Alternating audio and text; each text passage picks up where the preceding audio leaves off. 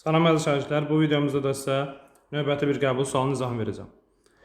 Sualın şərtində deyilir: ABCD paralleqramında DK tən bölən, KM DC-yə perpendikulyar, KM 3, S3 bucaq AKD 18 olursa BC tərəfini tapın.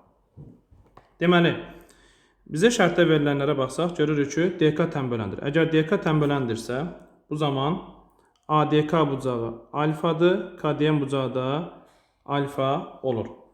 KM-i 3 verib, AKD 3 bucağının sahəsini 18 verib, BC tərəfinin uzunluğu istəyir. Əvvəlcə biz baxırıq ADC bucağına. ADC bucağında DK tən böləndir.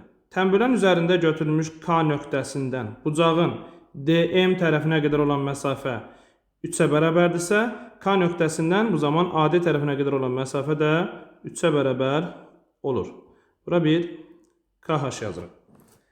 AKD 3 bucağının sahəsini 18 verib. Bilirik ki, 3 bucağının sahəsi onun tərəfi ilə həmin tərəfə çəkilmiş hündürlüyün hasilinin yarısına bərabərdir. Deməli yazırıq S3 bucaq AKD bərabərdir.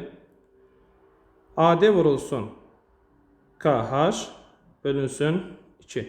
Verilənləri nəzərə alsaq, AKD 3 bucağının sahəsi 18-dir. 18 bərabərdir.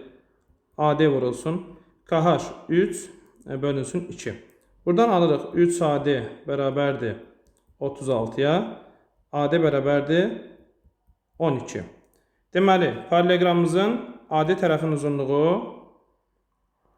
12 oldu. Bizdən isə BC tərəfinin uzunluğunu istəyir. Bilirik ki, paralleqramda qarşı tərəfləri bir-birinə paralel və bərabərdir. Ona görə AD 12-dirsə, BC də 12 olur.